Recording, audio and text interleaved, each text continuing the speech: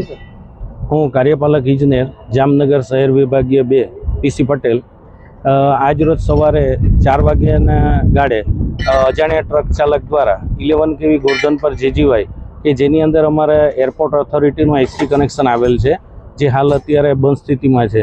કારણ કે આ 11 kV ગોરધન પર જેજીવાય ફીડરમાં આશરે 20 પોલ જેટલું ડેમેજ થયેલ છે અને એ ડેમેજની વસૂલાત માટેનું જે અંદાજપત્ર છે એ આ ટ્રક ચાલક જે માલિક છે એમને ગોકુલનગર પેટા વિભાગીય કચેરી દ્વારા આપવામાં આવશે અને પીજીવીસીએલ દ્વારા આ અંગે અત્યારે જે હાલ ડેમેજ થયેલ, જે નુકસાન થયેલ છે એ વીજ પુરવઠો અને પોલ ઊભા કરી અને વીજ પુરવઠો પુનઃસ્થાપિત કરવા માટેની કામગીરી ચાલુ છે.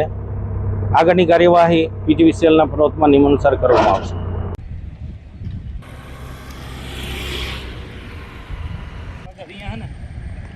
લઈ લ્યો ગિરીશભાઈ.